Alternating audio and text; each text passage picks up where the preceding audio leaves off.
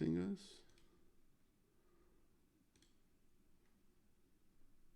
Hi guys, welcome to another edition of Nikola Learns Chess with the one and only legend, International Master Anna Rudolf. Hi guys. Hi everyone, how are you doing? This is another session, but we moved it to Tuesdays because my schedule, unfortunately, is really chaotic nowadays. Thank you, Nicola, for adapting me to it. Nah, no worries. I'm happy to do that. If anybody can relate to crazy schedules, it's me. Hello, Davina. Hello, Hedgehog. Hello, Robson81. Which pawn? I actually didn't chance to see anything regarding SEC. I have a lot of vods to catch up to. Yeah, me too. There are so many events to follow, and all the matches at the Junior Speeches Championship and now Approaches League this weekend. So there's a lot always that's going on, and the title Tuesday today, of course. I don't know who did well, how did they do. So if you guys want to update us, feel free. Thank you, guys. Yeah. All right. So, Anna, I'm watching your streams, and I have to say, they are getting more and more impressive, which I didn't think possible. So, Thank you thank so you. much. It's so kind of you. You have always been so supportive of my channel and my content. Ah, there was a meltdown. All right, then I'm definitely gonna watch the VOD if that happened.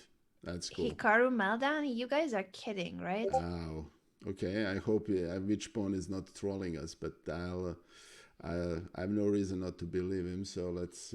I'm gonna take a look at the VOD. Hmm. Okay.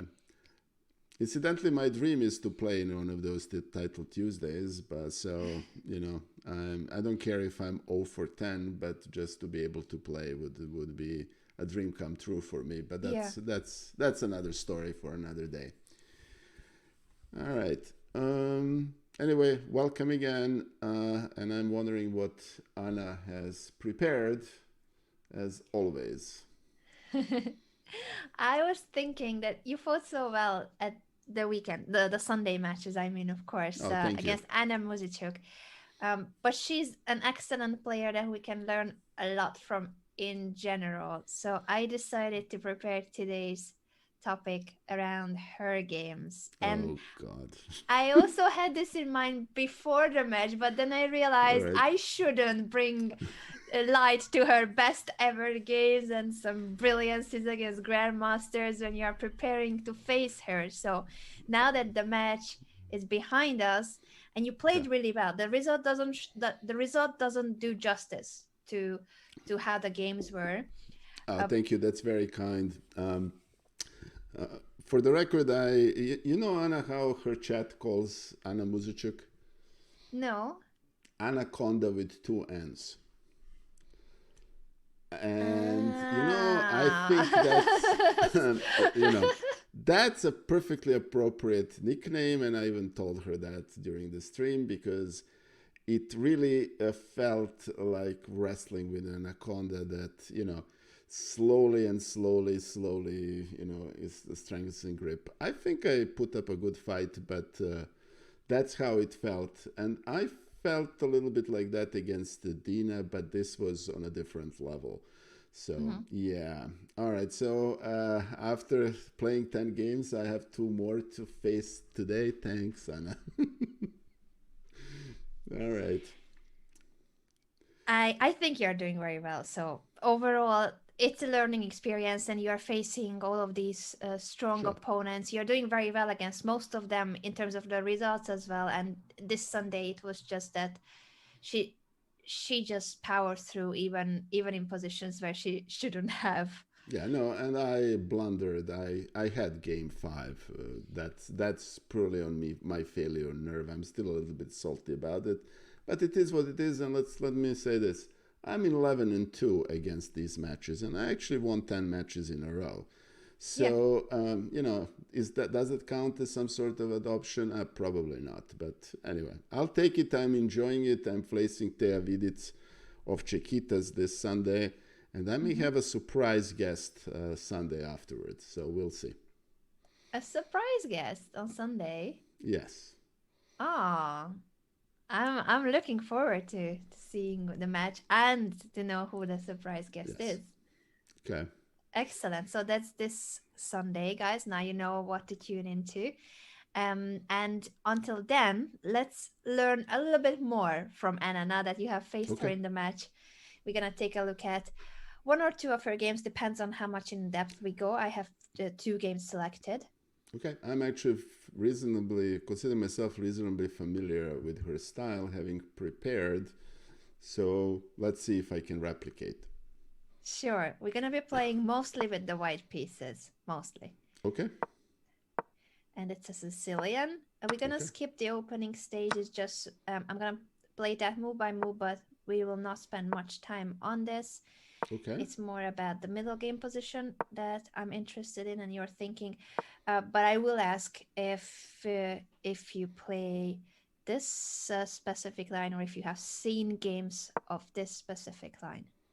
Actually, I prepared this specific line against Anna because she plays this as black, but the variation I prepared and actually worked on it with one and only Grandmaster Daniel Naroditsky was based on the Marozzi bind, and which would involve playing c4.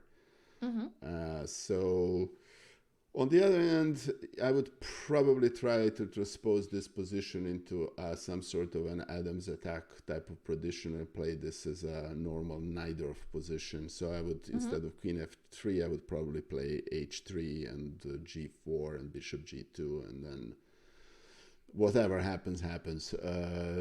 But Queen f3 is an interesting plan. So. Oh, sorry, I just got lost my control of the game for a moment. Knight f6 was played in the game, and castle queenside. Usually, Anna, how would you describe her style? Because you've played against her 10 games and you prepared a lot. How would you describe her playing style? I think the best description is what international master Elizabeth Pecht said. She is Miss Solid. Yeah. And she is an extremely solid player, but and she's a very incredibly strong positional player. But to be very, very frank, hey, Devil up 1-2-3. I'm actually happy to play you. I just cannot play you today. If you DM me, we can arrange for a game. Anyway, so. I tried playing Café de la Régence style against her in one of the adoption games, but no, that was pushing too far. So anyway, Yeah, it's not easy. It's not easy no. to get positions that she would go against her style. But also, I have chosen games that aren't exactly her typical style. So as much as she normally goes for solid, safe positions, this is difficult to make it solid when she has already castled queenside. Opponent's coming now b5, b4 in the air. So sometimes even she has to, of course, you need to play the position and not what you wish for. So she does have the attacking skills too. It just doesn't occur that often in her games. Let's take a look at this position from here on. You're playing with the white pieces. What shall we do? What are your thoughts? I'm actually reasonably familiar with this maneuver to get the queen on g3, where it exerts pressure on bishop on g7 pawn, and then this bishop on f8 is kind of can move or cannot move. It's subject to a little bit of a debate. This spin on d6 is interesting. And here is another thing, that black cannot play bishop d6 here because white can take on b5, and that's crushing immediately. There is always a threat of white, pushing f4, e5 at some point, which may or may not be the right plan this very second, but that's actually a reasonable candidate move. Yes. Also, there is a possibility to reinforce this pin by playing bishop f4 and pinning the knight on e5. And then threatening to take on e5 and double the pawns. Uh, if you're knowing me, what Anna would play in this position, I would say that some sort of a plan with bishop f4 and then takes on e5, doubling the pawn would probably appeal to her. Hmm. But this is a very tactical position, so f4 is perfectly fine, and gets knight c4 is an option, and all sorts of interesting stuff. But I think the topical here is to try to push, f4 and then e5. Hmm. And And that's indeed what happened in the game. As you yeah, said, that's the yes, most that's the best plan. straightforward. Exactly. Now, where do you think the knight should go? That's a good question. c4 is a natural move. Hmm. Um, and then I presume if that was the move, Anna probably wouldn't take it. Or it wouldn't. I think she would play something like bishop g1 or bishop f2. There is a possibility to go on g4, though that's a little questionable. Hmm. Um, there's also knight c6 appears to be an admission of defeat on some level. So if you're asking me what I'm playing, I'm probably putting that knight on c4 Knight as c4 black. is the most aggressive, and knight g4 both attack the bishop on e3. So you're saying you think Anna wouldn't take it? A good question. Let's consider her options. This is a sideline, so something else was played in the game. The other forcing move, knight g4, was played because that's also targeting the bishop. So these were the two main moves, Okay. yes. And let's Um, see what are her options if it was gonna be the game. well, she can. What I mean, the questionable here is, there is this line of if she removes the bishop and put bishop on f2, that then there is b4 or bishop b4. There, and if white takes on c4, then you have the opening of the b file, Mm-hmm. which is actually to black's benefit. There are all sorts of motives with playing queen a5 and then pushing on b4. Mm-hmm. Uh, I wouldn't, I wouldn't sacrifice I wouldn't let go of the dark square bishop. I would play bishop g1 or bishop f2. Yes. So you don't want to give up the dark square bishop. That's a No. good conclusion. What is the concrete line when you calculate bishop takes c4? Okay, bishop c4, and then the question here is, do we take with a queen or do we take with a pawn? Um, Taking with a pawn kind of damages the pawn structure but opens the b file. Taking with a queen is probably more aggressive because that queen cannot be easily displaced from c4.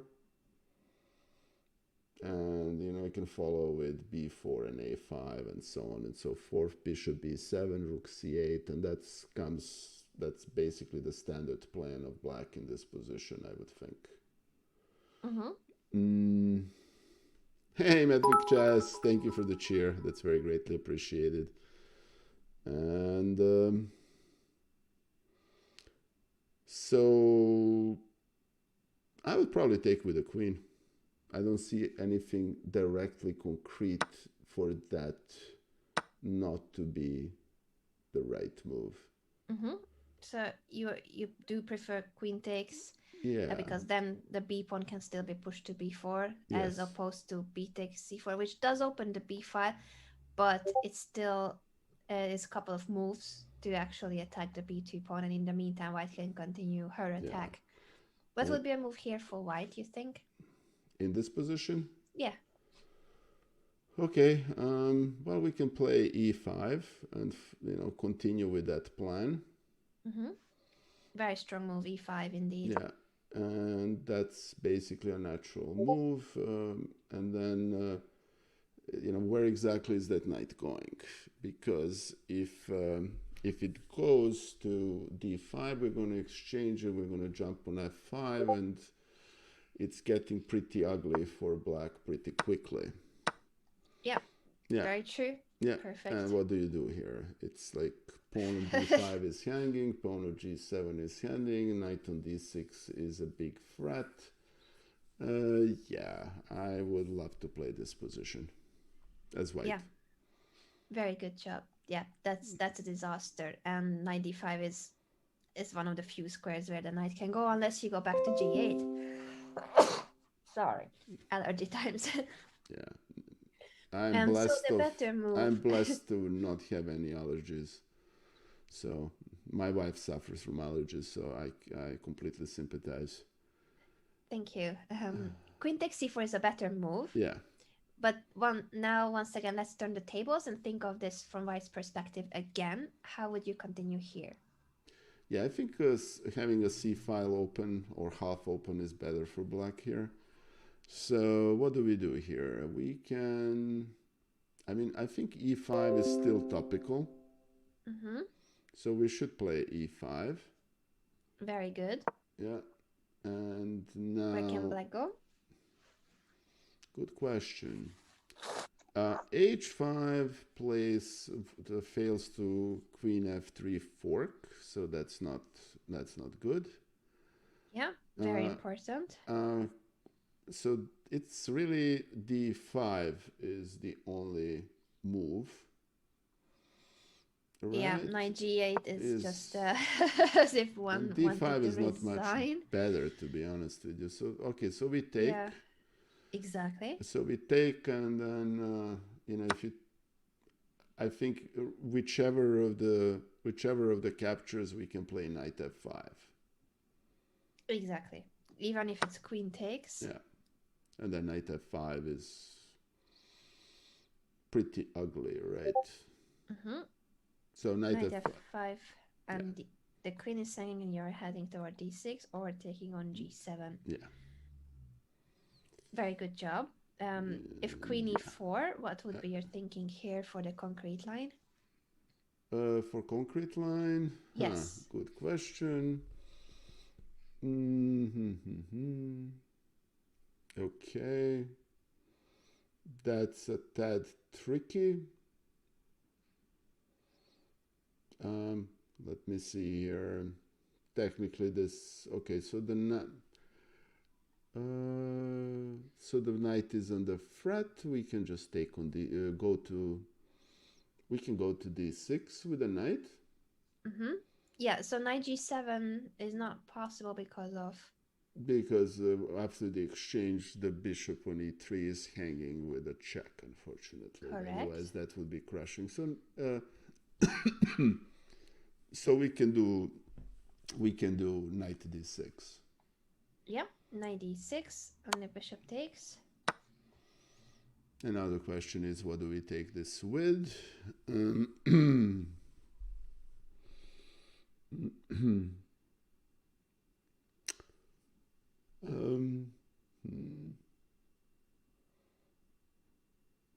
Interesting question, actually, to be quite frank on it. It's almost tempting. Yeah, I can't do this, unfortunately. I wanted to take on g7, but the bishop on a3 is still falling. I would take with a pawn here. With a pawn? Yeah. Why with the pawn? Because after I take with a pawn, white has to somehow address the problem of the g7 pawn, and then we have actually an outpost on d4 to attack that pawn for the second time, and if white castles, there is a mate. More solid move is to take rook d6.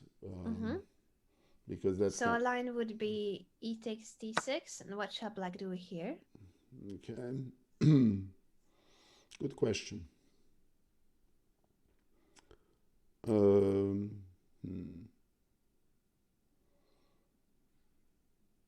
is actually queen g6 appears to be a useful move.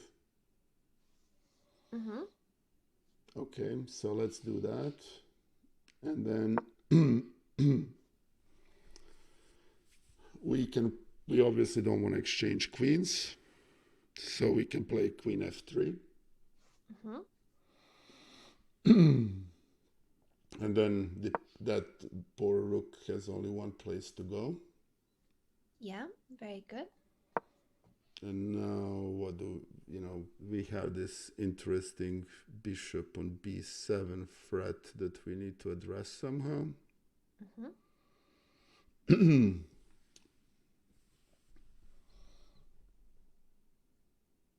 Okay.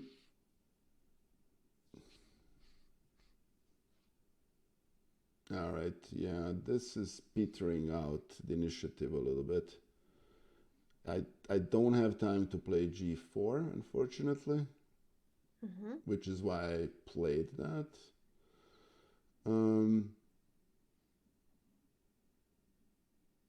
I can try playing. If I'm playing an adoption match, I'm going to play a bishop a7. Mm-hmm. And no, that, yeah, we can do that, but that really doesn't work. So we need to figure out how to counter this bishop b7 threat. It's not that much of a threat, to be quite frank. Okay. Let's assume, I mean, we can even play rook g1. Mm-hmm. And then we want to push g4 and f5. Mm-hmm. How would you see a position like this? How do you evaluate this position for white? I think white has a very strong initiative. That pawn on d6 is a problem. And the black pieces are kind of developed, but they don't have much coordination. Mm-hmm. So, all right, so here let's play queen f2, for example. And then the idea is we're going to push g4. And yeah, so likely that black castles. Black should at some point castle. And then we can decide whether we want to, push g4 here. Mm-hmm. Yeah. And go with the initiative on the king's side. Yeah, and the fact that they're opposite color bishops is actually to attacker's advantage. Mm-hmm. So I'll play that. And just wanted to give a quick shout out to my dear friend Worship. Thank you for joining us. Thank you for Dr. Lono for being here. And Yarch 1S, my name is Nikola. I'm one of this supporting. Oh, you're hearing Discord. All right, so my bad. Let me turn Discord off. My bad. Thank you for that. And I'm trying to improve chess at a late time in my life. So, and Anna is kind enough to help me in that project. So I'm helping because Nikola absolutely deserves it. He has been helping and supporting most of us chess streamers from the very beginning. Oh, that's very kind of you. Thank you, Anna. Yeah. So, Anna, let me ask you this. I mean, I would love to play this position as white. Yeah. I mean, here's a lot one. Yeah, I mean, push f5, get that queen over, play bishop d4. I mean, that queen is almost semi-trapped. Mm-hmm. That bishop cannot really come to bear very effectively. And it can play something like bishop e4 and then try to do some tricks, or putting the bishop on b1. But actually, that's probably even the best move in this position, to be very frank with you, because that temporarily stops. Does it stop f5? No, it doesn't. So yeah, I'm very happy with the white position here. Mm-hmm. Yeah, this is a very promising position. Also, rook takes d6, very different approach, but should also be fine, of course. Um, Depends on which position you want to aim for. So both e takes d6 and rook takes d6 make sense, make a lot of sense. In this position, another interesting option. So knight f5 is one of the moves. Any other move that comes to your mind? Okay, let me think for a second. Um, and for the record, Anna Muzychuk would definitely play rook d6. Mm-hmm. Um, Likely, very yeah, likely. very likely. All right, so instead of knight f5, I mean, we can. I'm not sure that f5 works, Mm-hmm. but that's another possibility. What's the difference when it comes to f5 and if black were to take then knight takes f5 as opposed to knight f5 immediately? Well, if it's we get rid of the e6 pawn that defends the king at the price of sacrificing the pawn chain. Uh-huh. Um, and we're also kind of threatening to push on f6, which actually may or may not be the right move in the position. Yeah. Mm-hmm. We're also threatening to play bishop g5, Mm-hmm. which may or may not be useful. Yeah. I frankly, between those two options, I prefer knight f5. It's aggressive but safer, unless I'm missing something. Interesting.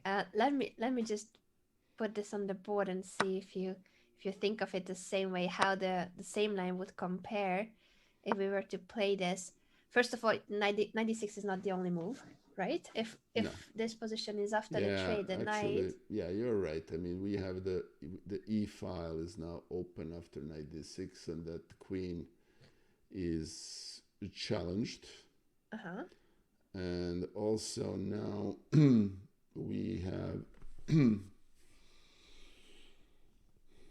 and and knight d6 is a perfectly fine move in this position as well. But Yeah. the king is directly endangered. Yeah. So And yeah, which is better. Yep. yeah, you can keep you can look for moves like rook hf1 that can protect the knight, or you can go for the very forcing knight d6. And now e takes d6 is a whole lot of different story with the e file open. Yeah, black can castle, but this pawn of yours on d6 cuts the position into two. Yes. So black's queen side will hardly Yeah. get Yeah. to defend the king. No, this is I stand corrected. This is a better version. On top of it, we are we are winning an exchange, but playing bishop h6 immediately, right? Bishop h6, does that win the exchange? Let's see. Okay, so if we play bishop h6, how does black prevent mate on g7? I can play queen g6. Okay, so we're gonna not do that. We're gonna do something nicer. We're gonna put. Oh yeah, let's see. We can even. I mean, we have so many options in this position. Frankly, we can play rook d4. Yep, rook d4. Now that's a difference too, because with the pawn on f4, rook d4 was okay to attack the queen, but it wouldn't have had the possibility of swinging over to the king side. Very good job. Now, with already three pieces in the attack, the h1 rook will come at some point too. The d6 pawn cutting the position into two. This is a really strong attack. Would be already decisive advantage if it was in computer language. The amount or the strength of disadvantages. Yeah. Huge initiative, and the attack. We can play at a few more moves, but I think for your intuition, this is an obvious, really good position for No, white. rook g4 right here, and what does black do?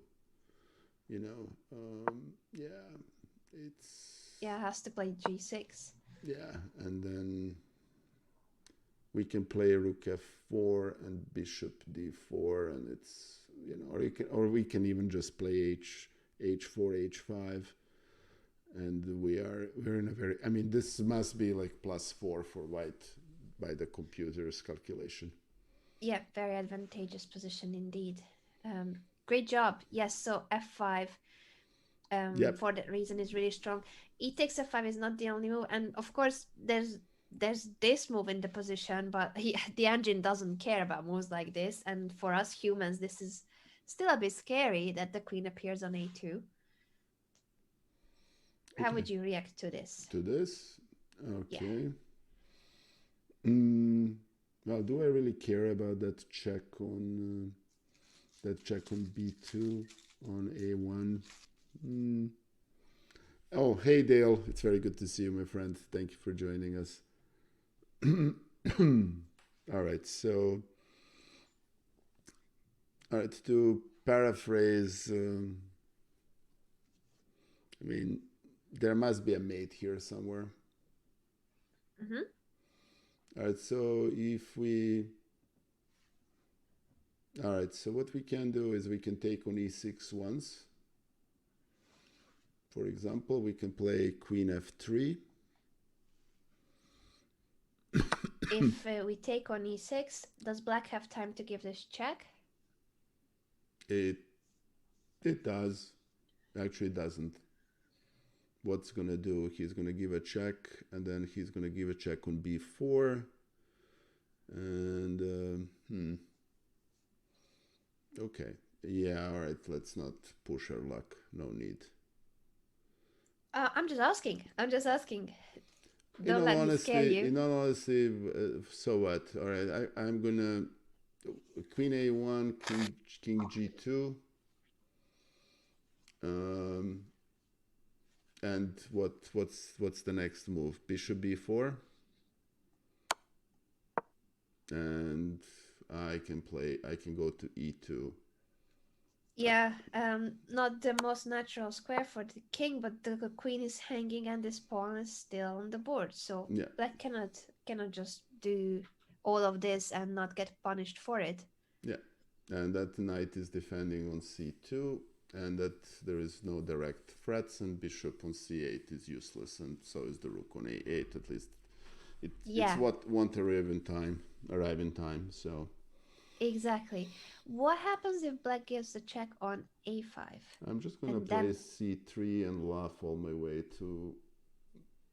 I can play c3 and laugh all my way to Florida. c3, black takes back on e6. Okay, I'm gonna play queen f3. Queen f3. I guess I need to move this rook. Don't have too many squares. Rook a7 seems more active and Okay, protects f7. okay.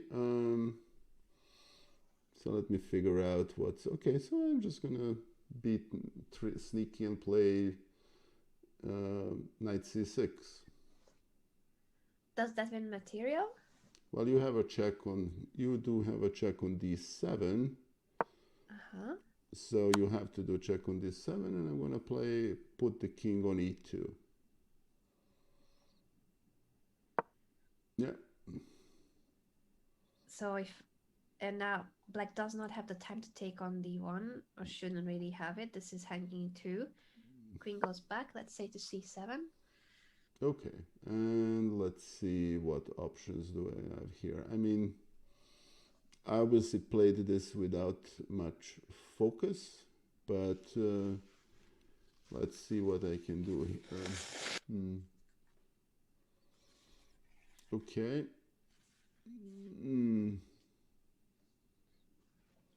It might have been a little bit that careless. These were all very forcing moves, but yeah, this is not a very natural position. No. Does the pawn on c3 help you, or do you think you could go for something else? Yeah, I think we sacrifice a tempo by not playing king e2 in this position. Yeah, as funny as it looks, the Yeah, king on e2 actually cannot receive any checks, so yeah, it's okay on e2, and that does keep your rook active on the d file. yeah, yeah, yeah, yeah. Now, if it comes to the same position, let's say d takes We have e6. an extra tempo, which actually makes all the difference in the world. So we can still play queen f3. Yep, exactly.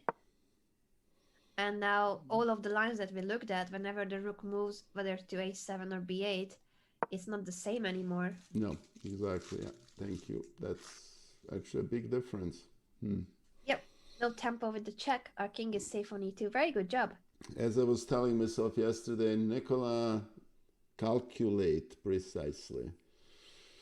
I lost the game number one against Anna Muzychuk for the simple reason that there was a crucial position and I played it on field, unfortunately. So instead of ending up with a piece up, I had exchange for 2 pawns and obviously got outplayed in the end game. So I learned that lesson, I think. So As long as you learn from those games, it was already worth it. yeah, And that's the whole point of the matches. I know that was your idea. Those are very good training matches, the adoption matches on Sundays. sure. So I'm really proud of that. And Thank you. queen takes d5, f5. So this is what we were looking at. Okay, yeah. Basically, White's initiative is extremely strong, even if the pawn is taken. Let me put it this way: if Anna is willing to sacrifice a pawn, that basically means it's very good. I wish it was the game though. Of course, it wasn't. Yes. But this is what would have happened if knight c4, knight e to g4 happened in the game. How shall we react? All right. So the same principles apply. We don't want to. Here is a tricky situation. If we play bishop g1, which is saves the bishop, Yeah, that gives black enough time to play d6. that's true. So foregoing that bishop to put the pawn on e5 might actually be worth it. Not to mention that it forces the change. Tricky part is that after after takes on e3, after e5 takes on e3, well, I don't think black has time to play bishop c5, right? Because the knight is under threat. All right, so e5 looks like a very appealing move. And you are calculating as a line. The calculation as a line is that take on e3. Yeah. Take on e3. Yes. And what does black play here? Where does that knight go? If it goes on g4, I'm going to fork it with queen f3. If it goes on d5, I'm going to take it. And then I can push f5, or I can conduct an attack of some sort. I can even, yeah. Yes, this is looking already decisive again. Knight f5 is the other option. f5 or knight f5, you have both options. Very good job. And that knight d6 is even, yeah. So, okay. So what can black do if this is such a disaster? Knight d5 is bad, knight g8 obviously should be bad, knight g4 loses material. What can black do here to avoid this? Good question. What can black do here? If there's anything they can do, let's try to see that from black's perspective. Okay, so knight h5 and knight g4 fail to the fork. Knight e4 is problem. We don't like knight d5. d7 and e8 are not an option, so knight g8 looks silly. So do we have any tactics here? Okay, there is an intermediate move playing b4. Yes. What would be the line you calculate after All right, so b4? b4, knight somewhere, knight d5.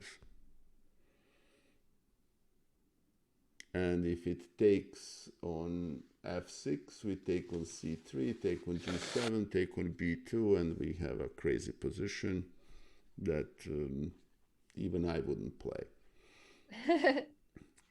But yeah, I think everything else, honestly, Anna, is crushing. I think black almost have to play b4. b4, the strongest move and the must, as you said, because the knight doesn't have any moves. Now, at least the c3 knight is attacked too, and if we move the knight, Knight d5. knight d5, yes. So this position actually isn't too bad for black, because if we just trade, Yep. if these are traded, Okay. how do you see this position? I had crazier positions than this, but not that many. Okay. I'm gonna if I take on g7, I'm basically reinforcing that bishop. So I don't want to take on g7, but I can play queen g3, for example. And then if black takes on b2, I'm going to play king b1 and pretend that the pawn on b2 is protecting me. So queen g3 to put pressure on the g7 pawn, and you would keep that b2 pawn on the board as a shield. Yeah. Interesting. And I'm if not black saying takes I'm not saying it's this correct. too? Yeah. I'm not saying it's correct, but okay, what do we do here? All right, so I can play. Queen f3 is not as effective for other obvious reasons. I can try to play f5, but that would be followed by e5, and then I don't know where to put the knight. Yeah, this might have been too much Café de la Régence.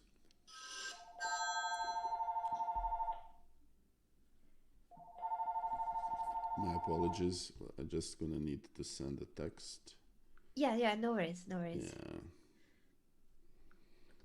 I'm just gonna go back to the position where both knights are hanging, and what shall I do in this case? No worries. Okay. All right, so yeah, but we don't need to go there, right? We can play knight e4.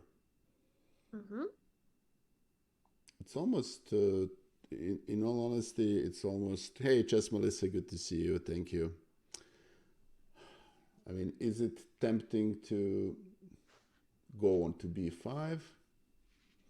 Maybe. Do I really want to play the position in which that knight is on d5, threatening f4 and threatening and being centralized, and that b7, that bishop on c8 coming on b7 with full force? Probably. Good question if you want to play that position. No, probably not. Okay.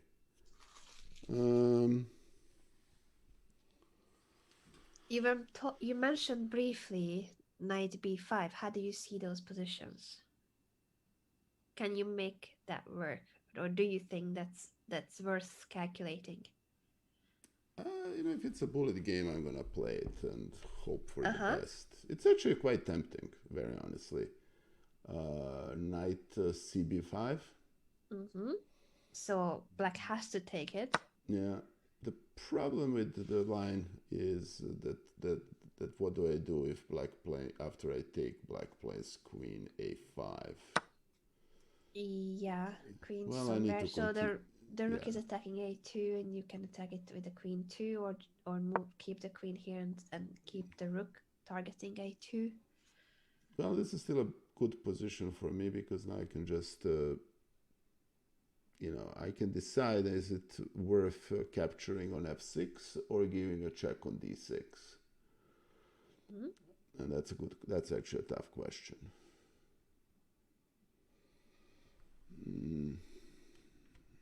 Yes, watching home, it's Sicilian. It's pretty wild Sicilian, actually. Um, hmm. Problem is, if I take on f6,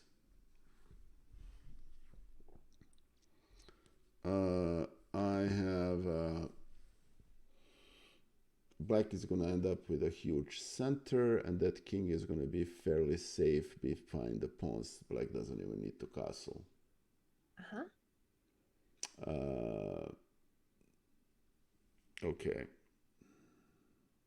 And I can give a check on d6 and then push f5. I still prefer knight to d6, very honestly. I'm piece down, but I have an attack, and I really don't like the position after take on f6. So you would just give a check on d6. Um, And if the yeah. bishop takes, I take with a rook. where shall the queen go? I guess to a4. It can go to a4 or somewhere on the c5 too. What do you think that black should be aiming for in terms of this is still a threat of a Well, kind? yeah, the queen e4 is probably the critical move, right? Because that does threaten our queen, and the knight would jump away if we Yeah. trade. Yeah, that's the critical move. That's basically, I think, defeats the continuation. Yeah. We're in trouble. Unfortunately, that Yeah. was very strong, yes. All these positions are very interesting. Unfortunately, sometimes it backfires, so it looks like white has a great attack, but b4, the move you found for black, makes it still very complex, which is interesting how this position from something very promising can turn Yeah. after this intermediate move. So if it wasn't for b4, white is basically winning. Yeah. Yeah. Yeah. Sadly, that's a big if, but yeah. So now that we have seen this, does it change how you evaluate this position and what you should do as white? Good point. So we And looked at e5 so far.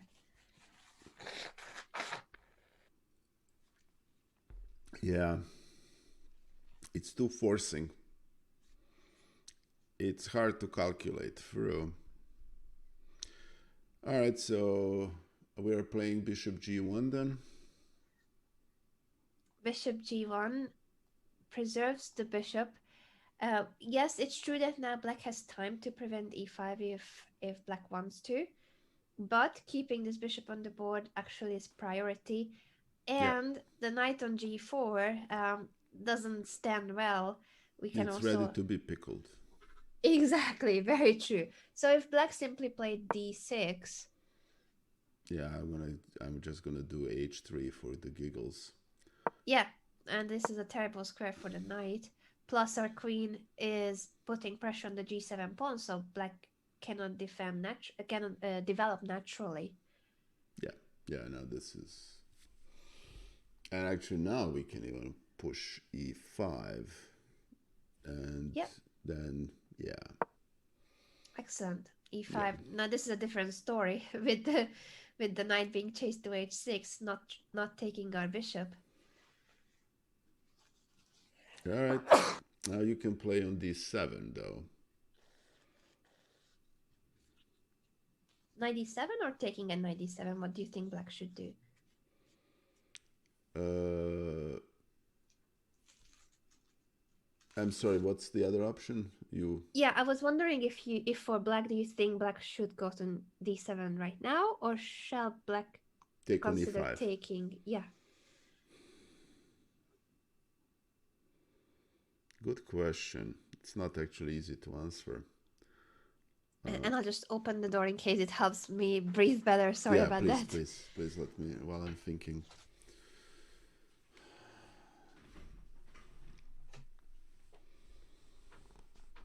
Yeah, worship. That looked quite interesting. And this is a problem with Sicilian in general. It's white appears to be dominating, but it's really, if it's not a very forced variation, there is always seem to be enough resources for black, and it's very easy to trip in positions of that kind. Um, okay, so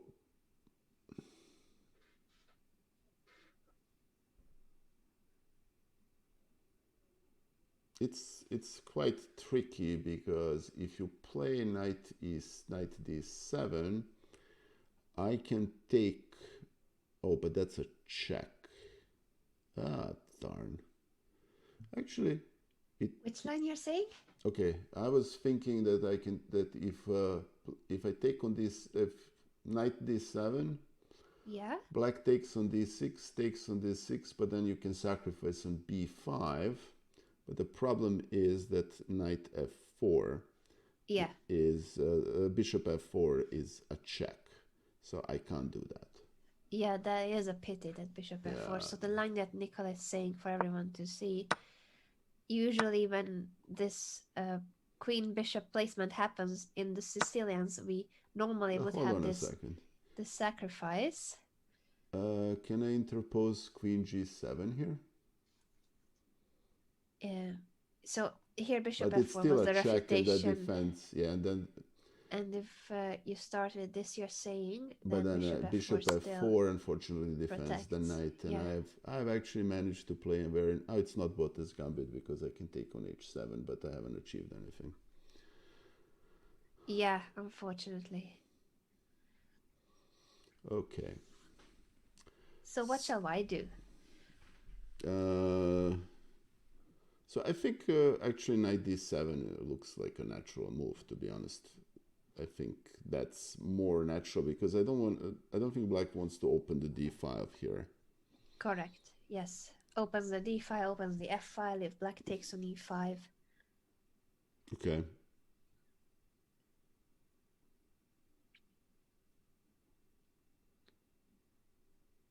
I mean, we can sacrifice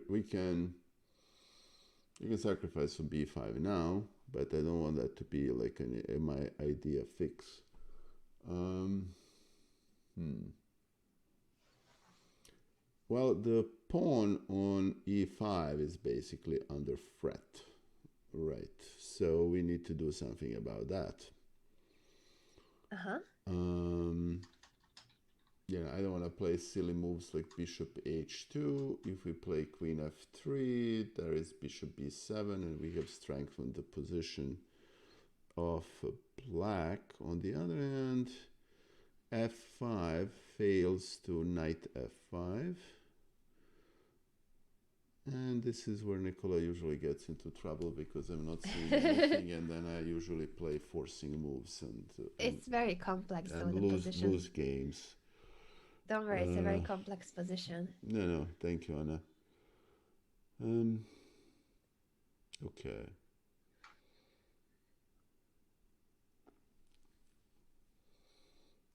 What if we take it on b5 with a bishop? And the idea is The idea is that after this we can take on d6 with a knight, and that knight is reinforced with a rook. Actually, that's quite tempting. Okay.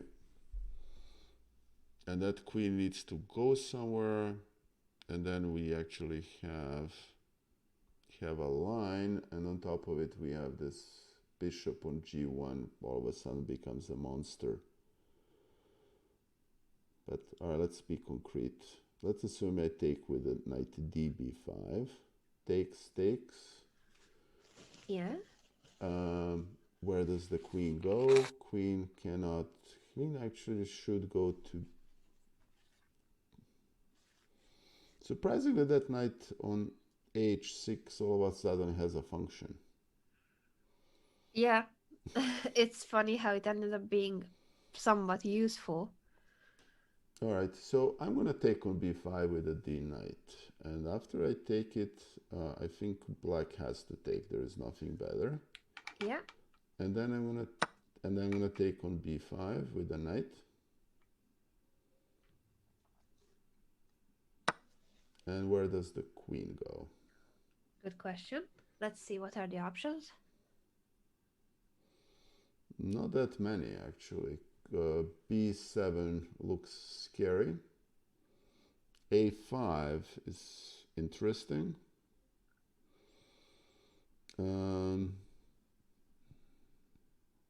She cannot go any on the c6. It doesn't do much. And then we can take on d6 with a pawn.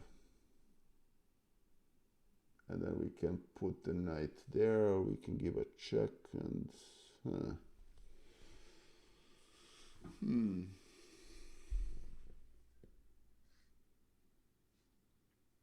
I mean, there is also queen b8.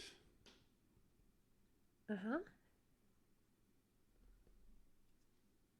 I'm not sure, to be honest with you, Anna. I think queen a5 is kind of most in line with what the position calls, right? Yeah. Yeah. Counter-attacking on the a file. All right, so now we sacrifice the piece to come to this position. True. And we're going to take on d6, and we can take on a d6 with a pawn. You want to take right now. Or... Right? No, let me think for a second. That pawn is not going to escape, but we don't want black to play d5. But we can play c4. And that's going to be a wilder position than it normally is. I'm sorry. Take your time. This is a mess. Yeah. Yeah.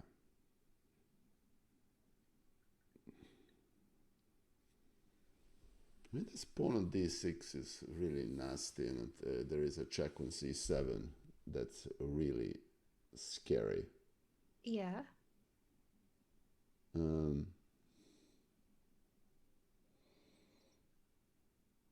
I think that bishop is that knight on b5 is very strong. I'm gonna take with a pawn and hope, and this, yeah. And now what?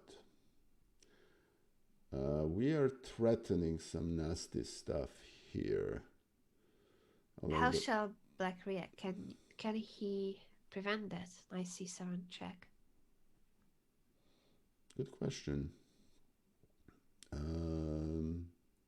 Well, he can take on d6, which returns the piece. He can play rook a7, but that's not good because of the bishop on g1. Yeah. He has an intermezzo of playing knight f5. Yeah. Does this change much? Which is nasty. That basically means that we are all of a sudden on the back foot in this position. A little bit. We can play queen d3. All right. And now what does black play here? He cannot play knight c5. The bishops are preventing it. And what does... Because there's a bishop on g1, he can take on a2, but there is nothing concrete there. Or is there? Or is there? Let's see. Queen a1 is much more dangerous in this position than it was before. And apart from that one check, well, we can take a check and take on a8.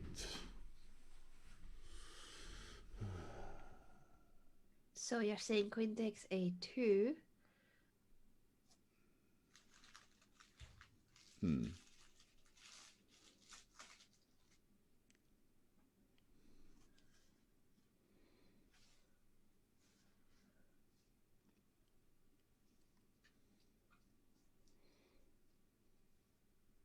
All right. So yeah, let's. Does black have anything else? He has that bishop a6, which is interesting. Uh-huh.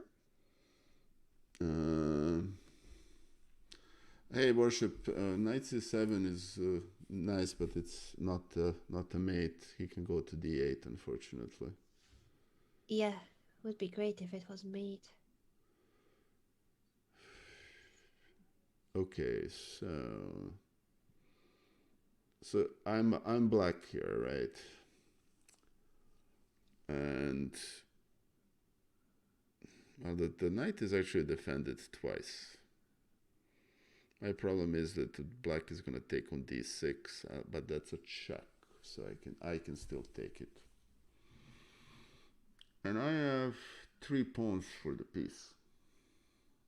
True. White does, yeah. Yeah. Okay, so it's not like I'm immediately lost. Boy, um, I just blasted myself from playing these positions on feel, and this is scary. All right, so I am. It's black's move. So candidate move one, let's be systematic, is queen a2. Yeah. Candidate move number two is bishop a6. Sure. Okay. Is there any other candidate move?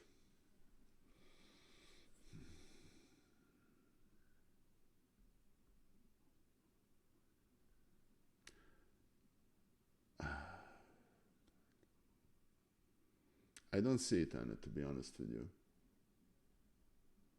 I'm probably missing something. I think you have already listed the two main options because, as you said, bishop d6 is it's giving back the piece, and we take it with a check. Plus, then the queen comes into d6, and black cannot castle.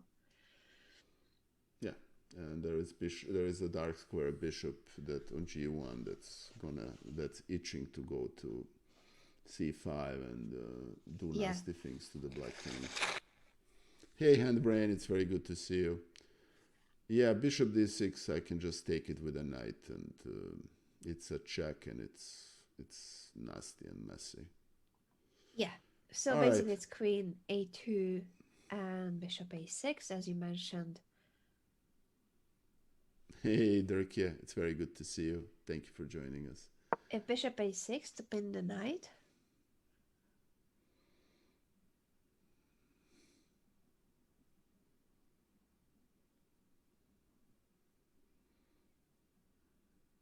Well, I can even give a check on c7 and hope to promote that pawn on.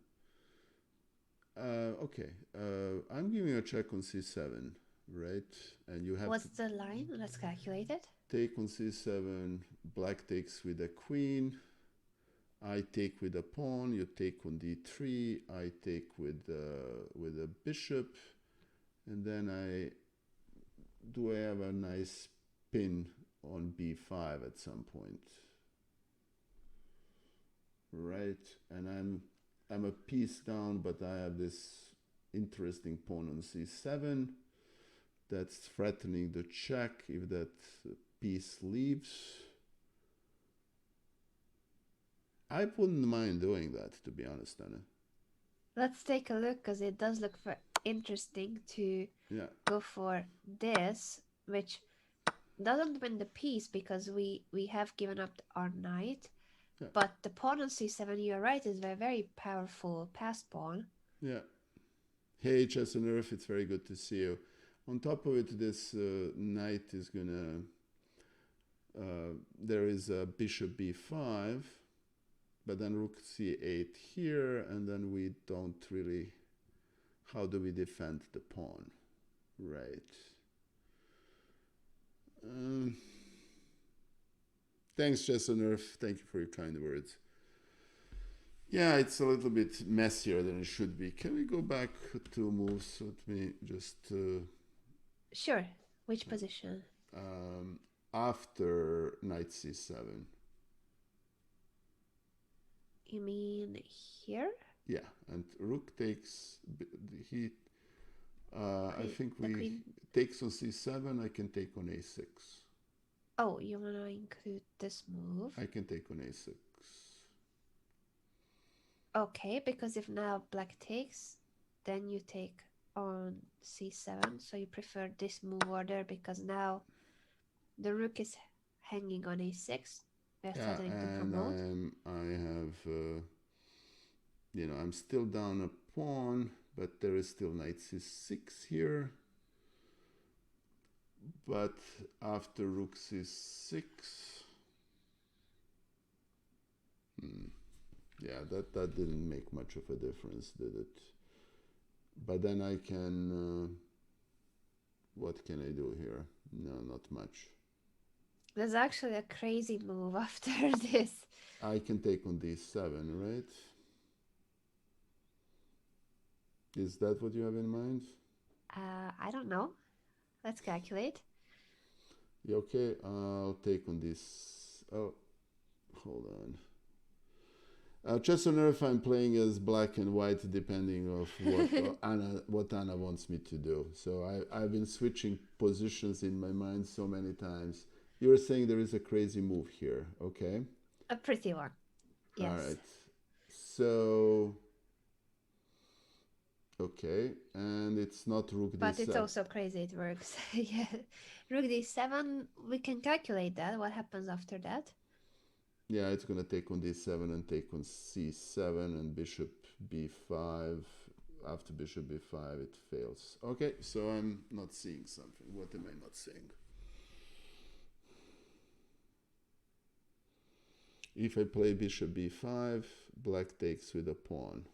No, it takes the pawn with a rook and everything is defended. Yeah.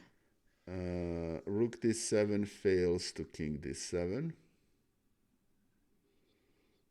And what else do we have? Oh, yes. Hold on, but no, I was looking at bishop a6. That doesn't work. Because of rook c7.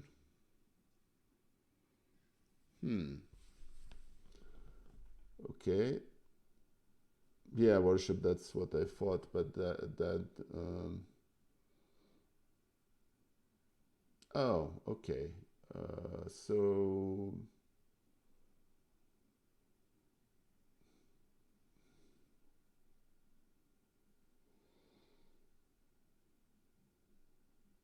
all right, let me think for a second. Bishop b5, rook c7. Do I have anything after that? I can take with a rook, but I don't have time to play rook d1.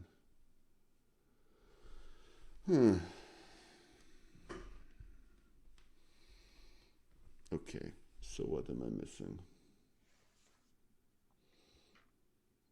Anna is happy. This is exactly what I wanted. But you have the right patterns. So you see the right patterns is just putting it together. Actually, Hazelot, that's the right move. Bishop b6. Yeah. Yeah. Give credit to Hazelot. He's right. Bishop b6 works. Actually. Why does it work? Let's see. Because what do you play here? If you play bishop b6, we take on. You cannot take with a rook because I'm going to promote. If you take with the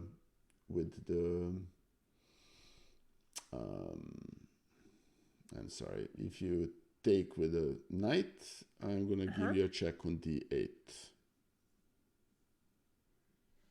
So bishop b6, as crazy as it is, we have already given up a piece and now we are offering a second one Yeah. just to keep the Good pawn job, on Hazelot. c7 alive. Very Yeah. good job.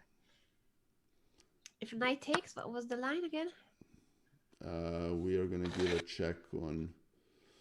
Well, actually, we're not gonna give a check. We're gonna put the bishop on. We're gonna put the bishop on b5, right? Bishop b5. Why not the check, as you said first? Well, queen e7, king e7, and then we don't really have a follow-up because c8 is defended twice. Yeah, so as tempting as it is to give this check, we cannot promote, so the correct move is bishop to b5 instead, pinning the rook. And that is the solution. This is a crazy line. It's a great line. Now, if black wants to defend the rook, what happens? How does black defend the rook? If he plays, puts the knight on e7, rook d8 is mate. Hey, Excellent. Tristy Mortar, thank you for the cheer. Knight d4 is we just capture. And Yeah, there is that was no the other way point. to defend the rook, right? Yes, exactly. Very good job. So this will Okay. suddenly be possibly winning, but even, of course, the engine just decides to give the rook up and try to get the c7 pawn regardless. But this is not that important. Okay. And This is not just for that my for important. everybody's amusement, after that those line, what's the engine's evaluation? Oh, I think it was like 0.70 for black. Okay. But it was just when I saw bishop b6, I thought at least this is a pretty move and we can learn from it. In a practical game, you make a move like that and you most likely will win the game because it's just such a crushing effect when you actually execute a move like bishop b6, that pawn on c7. Black has to play always the most precise defense to even survive for the next 2-3 moves. So in a game between two players, human beings, I think this is still a great chance for white. Yeah, agreed. All right. So all this is really interesting. After bishop a6, for the engine, queen f3 is the better move to try to get the check without allowing the sacrifice of the queens. Okay. But of course, there's moves like bishop takes b5. Now the rook is protected. This is a mess. I wasn't gonna go into it. It was just for how some of these lines are very instructive. But of course, the evaluation for this position is Nikola.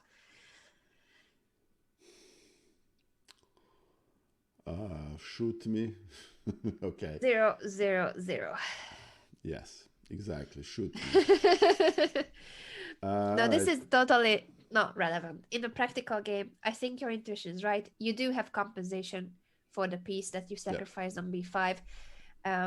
Black has to find the most precise moves in order to keep the game going. So that's already more than enough when it comes to a sacrifice like this. Okay. Actually, there is a very good question from Chess on Earth in chat. Sure. It's is it good for play from both white and black perspective? Is it better to play one side? I think I know the Anna's answer, but let her answer. Well, I do think that for training purposes, it sometimes is useful to look at the position also from your opponent's perspective as a practice of trying to find the best moves also for your opponent.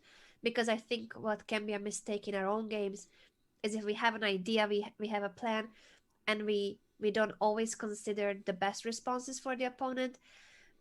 It's true that the opponent will not always find the best moves, but in our own analysis, I think we should still strive to find the strongest responses from the opponent's perspective too. And training this during sessions like our session with Nikola is what I'm trying to do because of what I said. You need to consider the best response for your opponent and not just hope for them blundering checkmate into, which sometimes will be the case.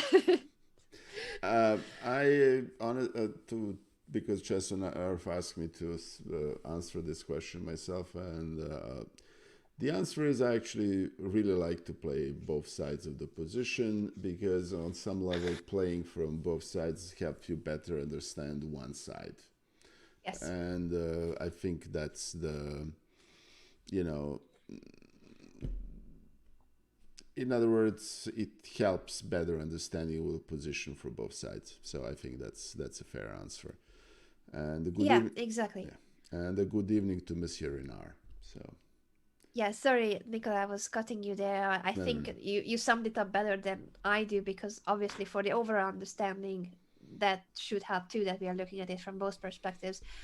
I understand what Chess on Earth is saying, that you would be biased. Who are you rooting for? Who do you want to win? Which color are you playing with and such? But we are trying to analyze the position as objective as possible. So even if most of the time Nikola has to play this from White's perspective, I still ask him from time to time to look at it from Black's perspective, From time to and that time. Hmm. yeah, and and that doesn't mean that then he should aim to win it with Black. We always try to find the objectively Yeah. best responses. Okay. And of course, none of this was played in the game. Um, yeah, sort of. Because after Bishop G1, which is the game, this was all D6. If Black wants to stop White from pushing E5, Black instead of that pushed B4. Okay. Bless you, Anna. Thank you. Okay, so instead of playing D6, Black played B4. B4. Yes, how shall we react? Okay. Um, I made an error playing a game against Anna and Elizabeth Pacht, and in similar position I played knight b1, and I'm not gonna do that again. That just doesn't feel right. Just on general principles, I'm not gonna do that. We can actually, knight on a4 is pretty darn dangerous because of this bishop on g1. There are all motives of attacking the queen. So knight f4 is a good move, or one possible move. You can channel your inner Drago Ljubomir and play knight d5. And I'm not saying that that's something that any of the Annas would do.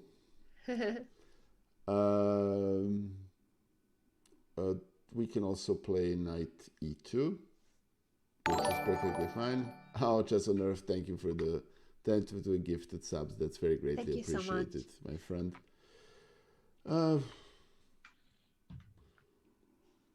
We can even tease this. And thank you, A for all, for welcome A for all, Irimar, Steel Guy 95, and a Canadian rock fan, and NM Hungary for the welcome to the sub team.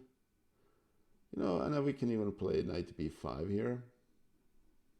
I'm not saying it's actually it kind of almost works.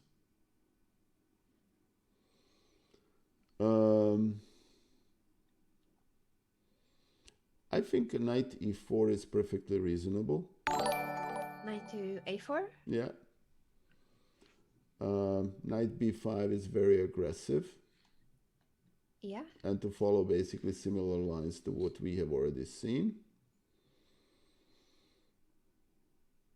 And actually pawn on b4 is to White's advantage compared to not being there. Because after king d2 there is no checks on b4 on a5.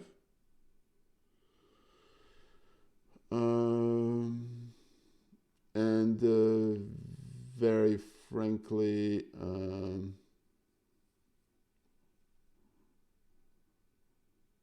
let's see.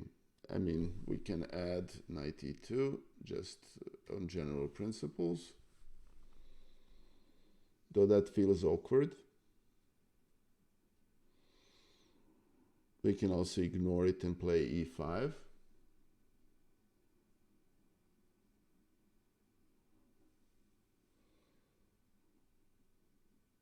What would be your choice if it was your game? Let's say a blitz game. If it's a if it's a blitz game,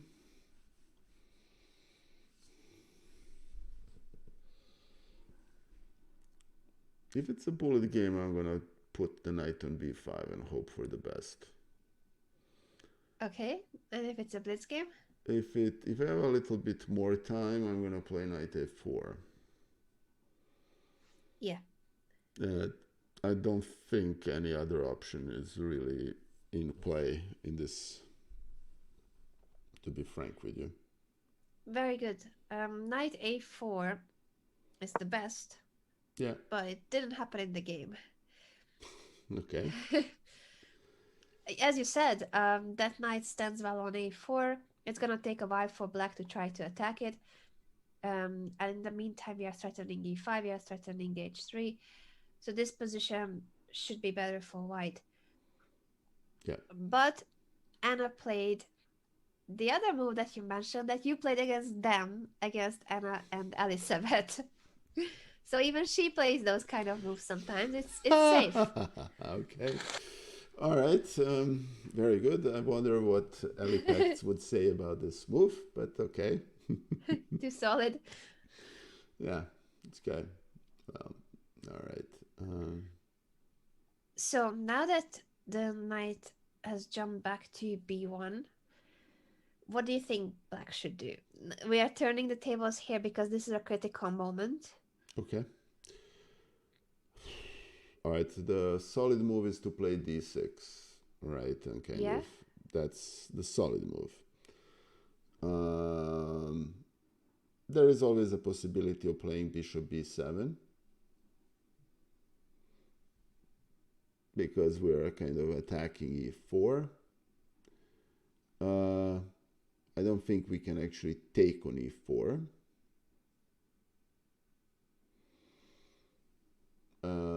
We can be obnoxious and play h5. We can also play d5.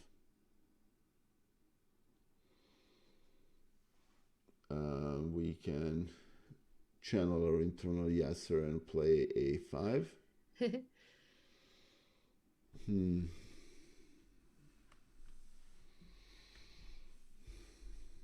And I'm officially in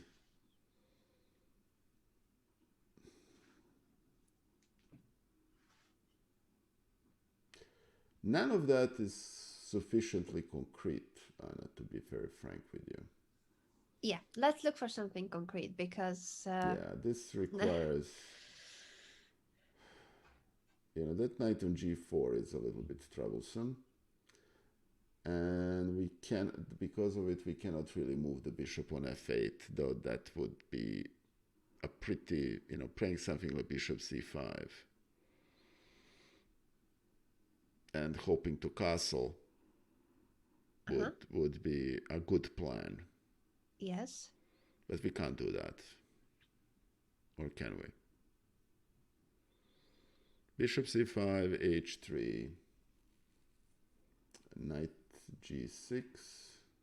Yeah, knight to h6, yes. Knight to h6, we take on g7. Yeah. And that defeats that line, and I don't see we have any mating attacks here to compensate. Yeah, very good.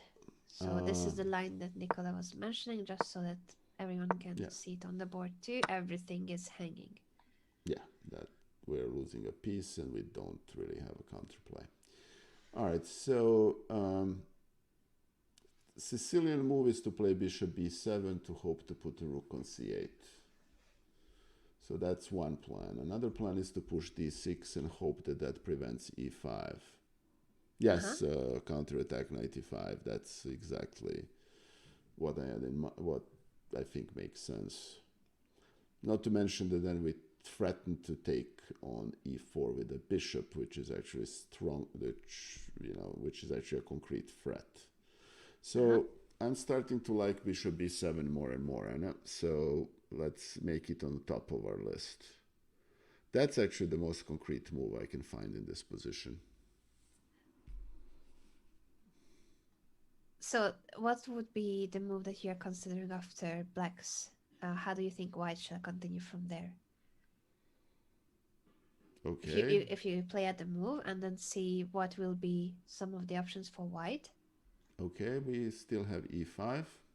Yes. And then we're in a little bit of a problem that we don't know what to do with that knight on g4.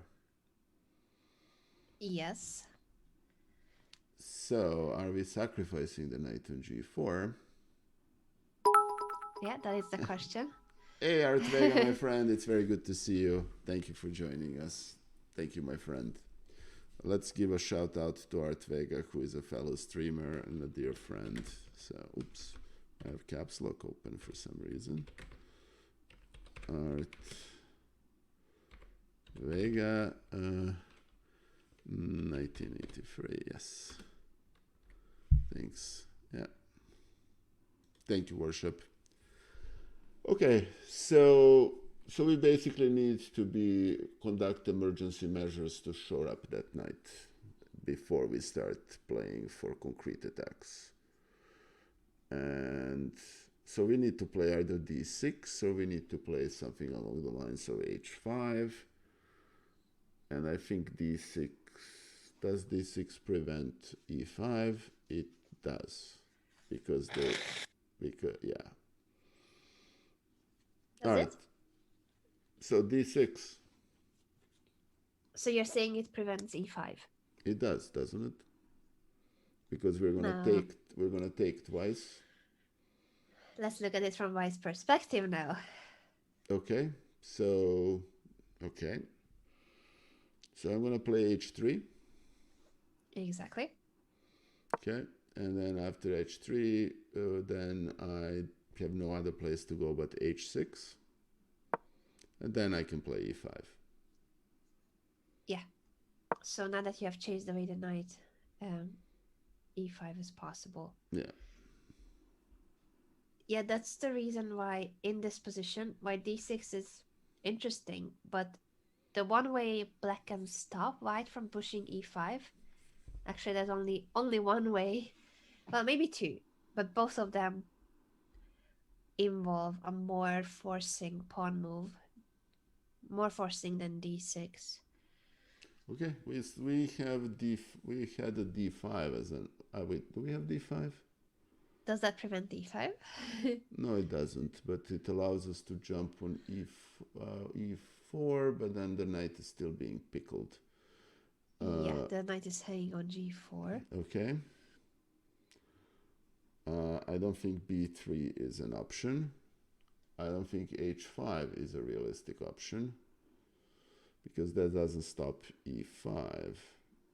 We can play e5 ourselves, right? That as Hazelot, who has been pitching 1000, batting 1000 today, e5 prevents e5. Yeah, that makes perfect sense. Excellent, very good job. e5 does prevent e5. Yeah, Hazelot is exactly right. Thank you. Yeah. Okay. And this happened in the game. By the way, with the black pieces, we have Satu Raman from India, 26-24, rated Grandmaster. So not an easy opponent, but of course, Anna can take on opponents of that high too, Super Grandmasters. Sure. Wouldn't be the first Super Grandmaster that loses against Anna, and it wouldn't be a rare occasion that she scores against top Grandmasters. No. And it certainly isn't the last. Yes, definitely. The trade happened on d5 like this, f takes, knight takes, and now she played knight d2 because you obviously don't want to leave the knight on b1 forever. Yeah. Black played in this position d6, and now there are a couple of moves that can be a follow-up here for white. There's no one line that's the right one. I'm just curious about what would be some of your candidate moves just in general. In this position, All right, so this position, knight f5, is interesting, but I'm not sure how white can dislodge the e5 knight. Hey, Hedgehog, thank you for the gifted sub. Very Thank you so greatly much, appreciate. Hedgehog. Thank you. Knight f3 is topical. Knight b3 kind of puts itself under the gun of the a5 pawn. And that's basically all the options. Is it beneficial for us to exchange the light squared bishop for that and put the pawn on f5 and keep the king open? Possibly, though I don't see how we can take advantage of it, because basically knight f5 forces bishop f5 for all intents and purposes. Yeah. But on the other hand, it opens the e file. And something like queen b3, knight c4, and so on, and then opening up the position would benefit the white.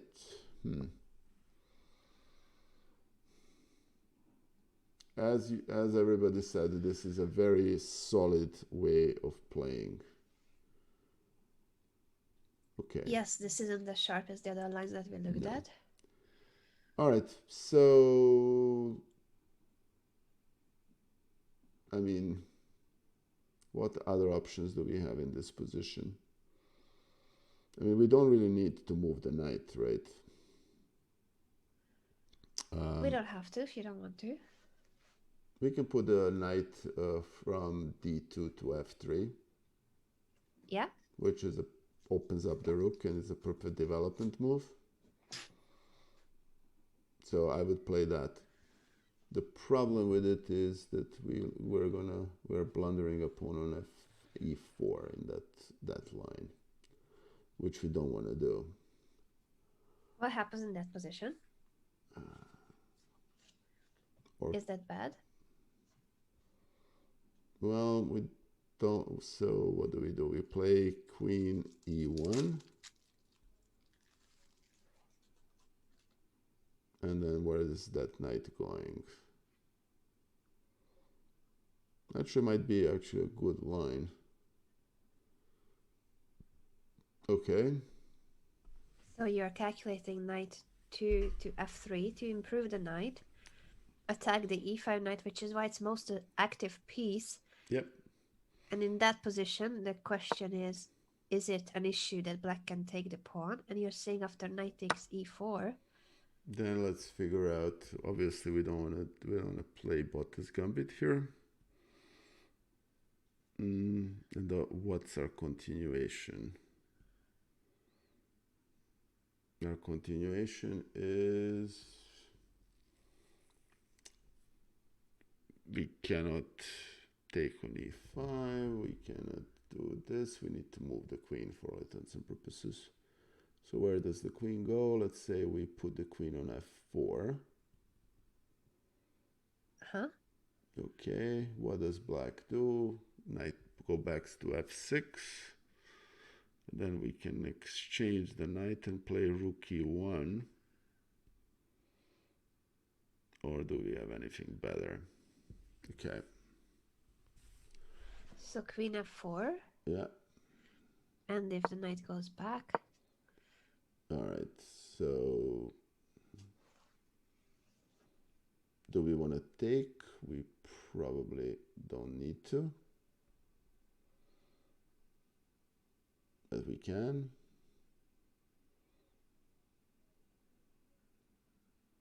My take on the position is if the black succeeds in castling, that's going to be a consolidation of black's position. So we don't want to allow that. So we can just play here rook e1. Very good. Okay, and now what's the best way for black to reinforce that knight? because if I'm allowed to take twice, and that's a pretty bad position for black. Yeah. What can black do about that?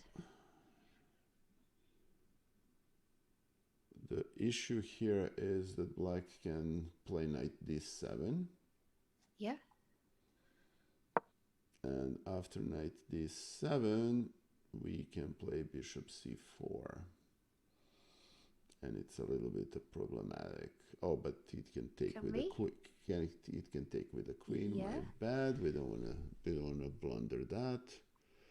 That would have been cute. We can, but we can play knight g5. Yes. That's a stronger move. And Very strong one. And that looks like close to curtains. Yeah, the engine would still keep fighting, but I think in a practical game, this is close to curtains because White's initiative is crazy strong. Yeah. And Black has to make only moves to not get mated instantly. So, very good job. This is a critical line. And Anna played the same. Anna was ready to give up the e4 pawn. Her opponent didn't take it. He played g6 to keep the e file closed up until the king is on e8. After g6, there are once again many options. She chose bishop e3 to improve the bishop. King b1 is another option. Typical moves of just improving the position in general. There's nothing concrete at the moment. Yep. But she still isn't afraid of giving up that pawn as long as the king is in the middle. Yep. Now after g6 it's a different position, but overall black will lose quite some time taking the pawn and then trying to protect the knights. So bishop g7 was played, and this is another critical moment. Let's think. Black is ready to castle. Is there anything we can do about it?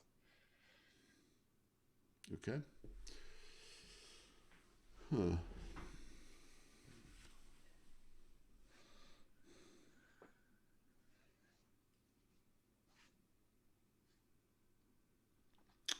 Okay, we can play knight f5. Knight f5.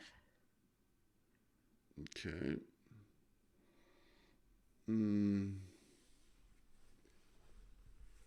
Which, takes, and then castles, but that's kind of not preventing black from castling. But we can take on. We can, as I said, a candidate move. We can play bishop f4 and reinforce that threat against e5. Uh-huh. Problem is that black then has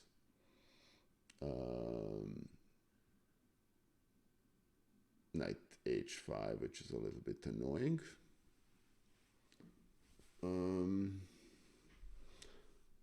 We can play queen h4 with some potential threat on bishop h6 and knight g5.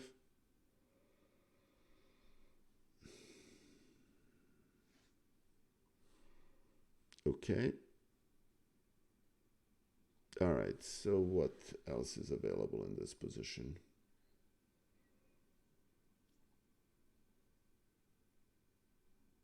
I don't see any tactical direct threats, Anna, here. No? This is your kind of position. In other words, you're saying there is one, okay?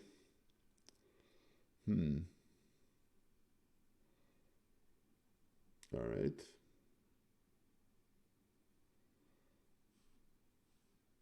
I mean, h4 is too slow on top of it, the battery there. We need to find something concrete right now. And what is concrete?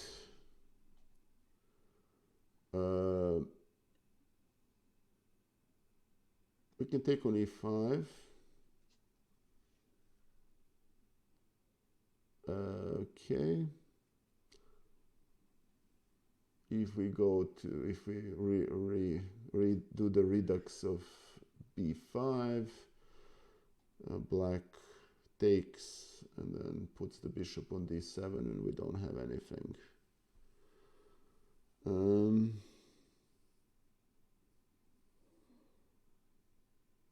Okay. Chess on Earth is suggesting a line in which you take on e5 and then you return the knight to f3 from d4, Uh-huh. which is actually not a bad line because we're threatening the pawn. And this is the type of positions that I get myself into trouble because I don't see anything direct. I'm sure Okay. you can figure it out. This is your type of position. Okay, so that means there is some sort of a sacrifice that's beneficial here. Okay. I mean, the knight f5 is still a motive. So what am I missing?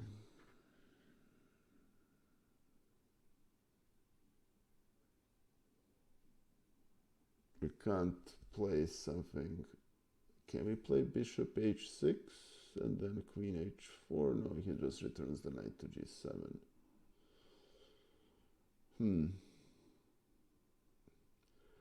We can give a check on. We can give a check on b5, which is actually somewhat interesting. What's your thinking about that line, bishop b5?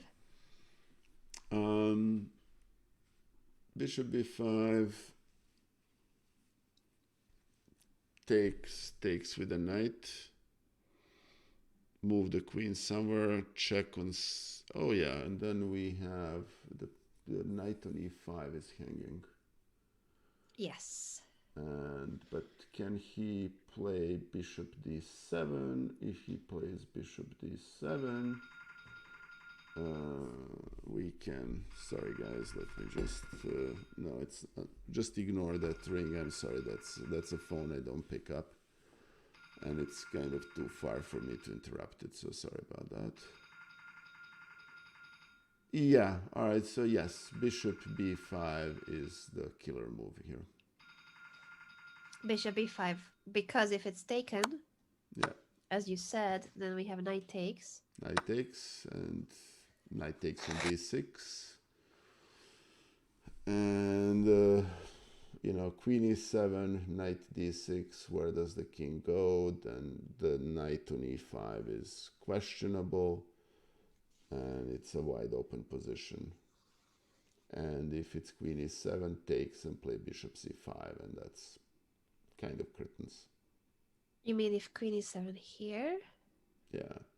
Takes and... all right, so what is the best line here?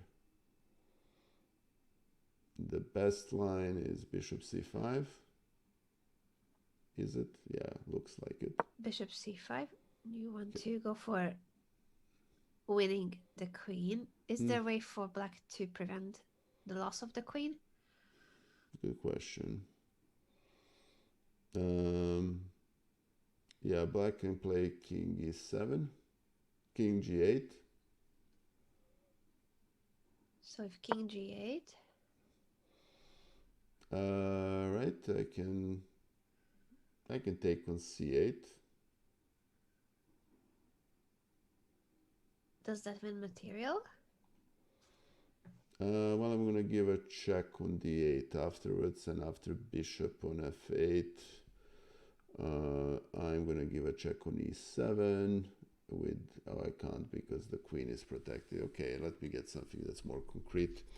I'm just gonna take. I'm just gonna take on e5 and call it a day. And I'm winning. Yeah. Yeah, for that reason here the best move for black is to attack the bishop, but also protect the e5 knight. Yeah, and what I can do is can I just take on b4? Yeah, it's possible, and this position is still interesting. There definitely is compensation. The question is there something simpler so that okay, yeah. that In you other words, don't instead need of to... bishop c5, I hear you. Okay. Yeah. Well, I can just take on e5. True. And then you still have bishop c5. All those Yeah, threats are still yeah, possible. yeah, Very good job. yeah. Now, Yeah, great thank question you, in the worship. chat. Exactly. Yeah. Great question in the chat is, of course, taking on b5 is not obligatory. Um, and that's what happened in the game. But yes, bishop b5 is very strong. It cannot be taken for what No. you mentioned. So Takes, and wherever yeah. the queen goes, knight d6, you win the knight on e5. So one of the three pieces needs to go to d7, or can he play? Yeah. Does it make sense to go king f8? King f8 was possibly the strongest, but it's so difficult to make a move like that. Okay. And his opponent played bishop d7, which seems to be the most natural. Yeah. What do you think White should do here? Okay. Good question. Heck, knight f5 makes even sense now. Yes, because what's the difference with the bishops being on b5 and d7? Because the bishop is pinned. Excellent. Do you think Yeah. she played it? Yes, she did.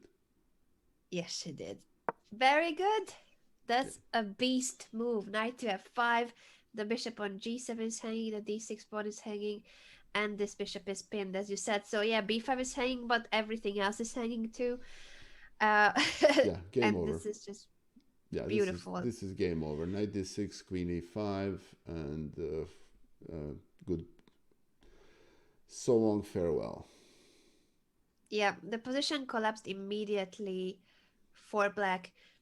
I'll show you what happened in the game, and then I'll show you what could have happened. But basically, after a takes b5, Anna took on d6, king f8, and she took on e5 with the queen. Meaning that after knight to g4, she simply played queen c5. She could have tried to keep the queen on the board, but at the same time here, Yeah, there's um, this bishop too many, yeah, b2 nastiness. yeah, And too many things are also actually, attacked. So honestly, white just plays king b1, and that's which position? Sorry, here, if if she doesn't play queen queen c5 but f4, plays somewhere else, play bishop b2, yeah. and then king b2, queen c3, take knight takes on e3. Well, there is still that mate threat, but it's well, It just becomes a very it messy. becomes more messy than it needs to be. So yeah, queen Yes, c5 is a perfectly perfect move. Yeah, yeah, she was very practical about yeah, it. That she's already material up. She's gonna be material up, and those pawns on the queen side should be hanging too. yeah. Should be falling soon. So she already has one pawn up, and after the queen trade, which is not possible to prevent after queen c5, uh, these should be falling too soon. Thank you for being with us, Switch Pawn, and Hedgehog. Thank you so much for being around. And Hedgehog Thank you so 1960, much. yeah, Hedgehog 1963 deserves the bulk. Thank you so much for all the everything, for being here, for being a mod, being all the time, and for the work on the YouTube channel. That's very greatly appreciated. Yeah. Thank you so much, Hatchuk, for all the help. And good night. Good night to you. Good night to Witch Pawn. Thanks everyone for tuning in. We are not far away from the end of the stream actually, but I was gonna show still one more line because Okay. this is the game, and Anna has a winning position here. She ended up winning the game. It's still not that simple though, because Black does have the pair of bishops. So of course, it's a 2600 rated grandmaster. He will play on forever and try to survive this endgame. I can show a couple of moves from how the game went, and then I want to point out one line: h3, bishop h6, king b1, bishop e6. Of course, Black tries to be as Tricky. active as possible. Yep, there's fine chances wherever possible. Knight to e3, rook to d2. So this still wasn't that simple, the position. Um, Sorry, I got lost here. King g7, and eventually she takes on knight 2 extra pawns, but black's pieces have become active. She eventually wins this pawn too. Um, Yeah, and three extra and pawns and is. then the game. But yes, black was trying for a long time. Um, I think, as you said, that that crucial moment of bishop b5 check, then knight Yeah. f5 is what decided the game. And to the human eye, I think this looks crushing. And in the game, it was crushing. But how how terrible the engines are. Zero, Can you zero, zero. Right, can Anna? can you guess what's the only defensive move here? There's one move. King f8. One move. Sorry, which one? King f8? Almost. No? Okay. Hey, Lali, thank you. Thank you for spamming the emotes. Uh, okay, so what is. Zombie Chainsaw says bishop f8. Not impossible. Bishop f8. f8. And yeah, that makes sense. What do you think of moves like this, Nikola? You know, one of these days I hope to be able to play them. I, as everybody knows, it's not my style. But Yeah, yeah, that's ugly. that was What the only move in which black could have somewhat defended the position. I was hoping for a pretty move, Anna, like a long castle. Oh, I wish. I wish. But in this position, every move except for bishop f8 is decisive advantage for white. So that just goes to show how strong bishop b5 knight f5 was as a Yeah, plan. If this is the only move, and even bishop f8 for the engine, it somewhat defends the position, but in the game, it still isn't. Oh, I offer a draw. This game is still really difficult, super tough for black to continue. But yes, bishop f8. uh, Nikola, what have you thought of the game in general, apart from the bishop f8 wonderful defensive resource? I'm trying to find a player from history of chess that will play bishop f8. Mm, I A can't. reminder to everybody that with the black pieces, it's a 2600 rated grandmaster and he didn't find it. Yeah, well, I love the game. It's extremely instructive. If we go back to the beginning, this, if I may, Anna, just gonna go through it quickly. Yeah, there's some of the highlights that you thought were interesting. Yeah, this queen f3 plan is interesting. Queen f3 and then queen g3. That's actually topical in this queen c7 Sicilians. I only learned that fairly recently. Uh-huh. Um, uh, Knight b1 is interesting. Yeah,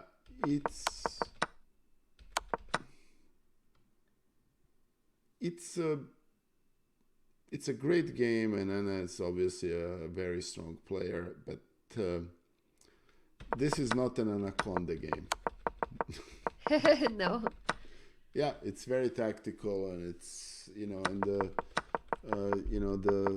grandmaster her opponent tried to complicate, but he failed ultimately. Yeah. Yeah, yeah, okay. Do you remember also the other lines that we spent quite a lot of time on at the beginning when it was Yes, the knight hanging? And so this was another position that we spent quite some time on. Yes, yes, yeah, yeah. So this was another critical line. If knight d5 takes, Yes, and and here. I think this was actually for me the most instructive line because Yes. I would have made an error here and I would have not played f5, and the positions are very similar, but the position with f5, um, it's fine. So okay. Okay. So Knight f5 as the first instinct, I think is great because that yeah, comes to mind initially, and then just the comparison how f5 e takes knight takes compares to immediate knight f5 positions. yeah. That was the That key. was hugely instructive. Yes. Yeah.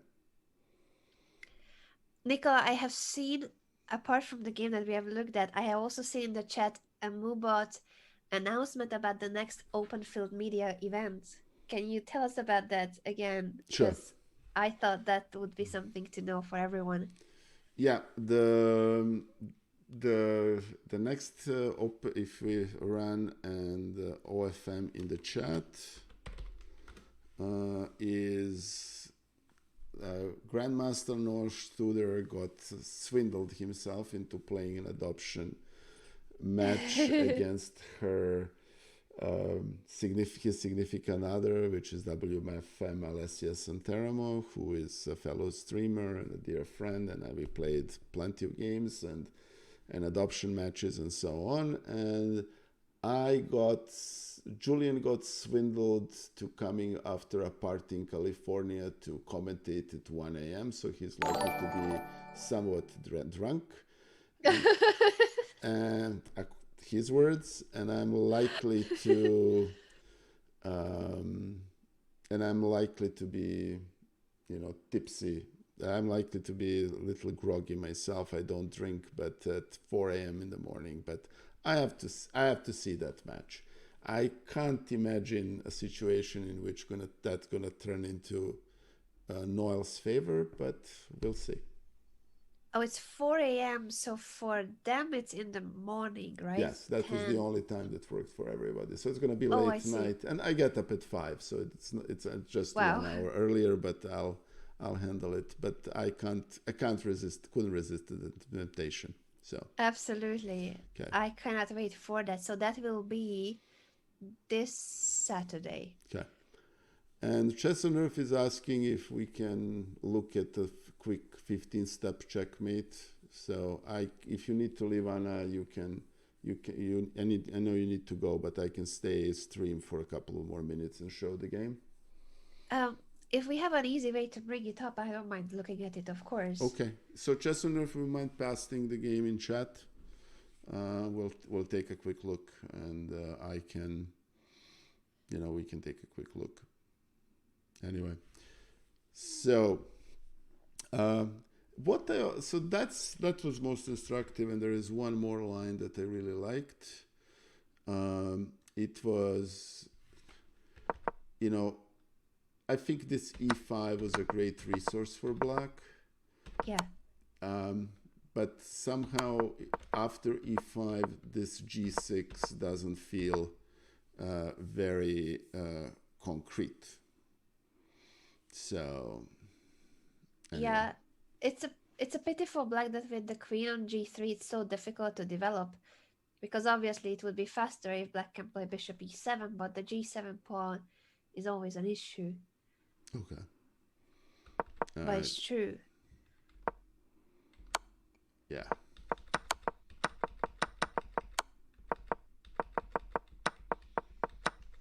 Yeah. Very instructive. Still a complicated endgame. Yeah. Yes. It still took from here, I think they still played about 20 more moves at least. I think. Yeah. Okay. Chess on Earth, if you don't mind posting the link, or honestly, we can also look at it.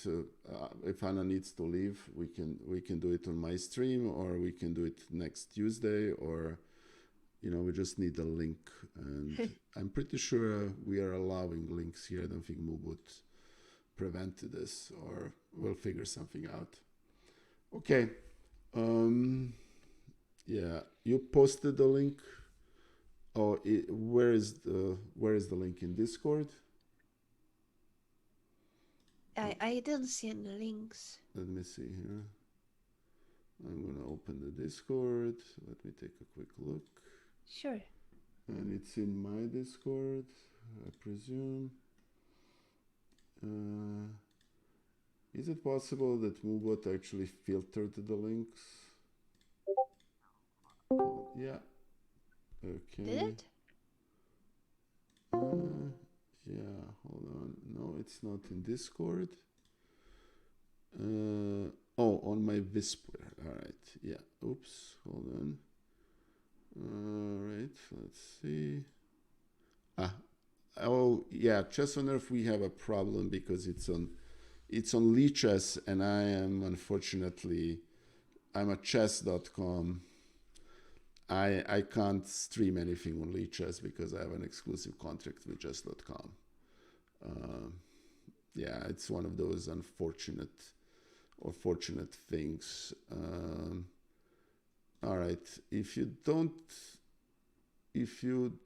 mind, what I'm gonna do, we can arrange for that to be imported and so on. I have to download it, so we'll show it next time on the next class with Anna. I'll promise you, and then we can take a look at it. Okay, so thank you guys for everybody's support, and thank you for this. Thank you, Anna. It's always good to see you. Thank you, Likewise, Worship. and I'm glad that you enjoyed the lesson. I always enjoy the lesson. I'm already thinking what's going to be next time, and the question here is, who are we going to raid? Let's see who is streaming that it's actually streaming chess today. Let's see. We have actually, Chess on Earth, since we haven't shown, he is actually showing a viewer arena. Since we couldn't show him the game, I'm gonna send a raid his way, and please give him a follow. He's a great supporter of chess, and I'm gonna send the stream to him. And let's see, it's Chess on Earth. All right, so just give him a follow.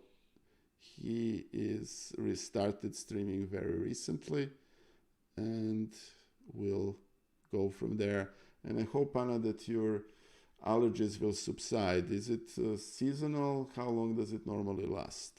I don't understand how I'm feeling this bad now, because I was okay earlier. So I think just sometimes the evening hours it hits me more, because I was okay during the day. So I'm sorry that I sometimes just randomly have these allergy reactions. Yeah. But it wasn't too bad during the day. Yeah, my wife suffers from them, and with her, it's actually the mornings are worse than evenings. So yeah, yeah, I do have them in the mornings. Like sometimes I wake up like this, and other times it's in the evening. But during the day, it normally is fine. All right. So guys, sending you on to Chess on Earth. Give him a follow and take a look at his stream. He has recently started streaming after a little bit of a pause. He's a dear friend and a supporter of this channel and chess in general. Talk to you soon, guys. My next stream, I'm definitely gonna have one more stream before my match with Thea Viditz, which is on Sunday at noon. But I'll keep that posted on my Twitter and also on Discord. Bye. See you soon, everyone. Yeah. Let me make sure that this goes through. All right, it's going through. Yeah, I think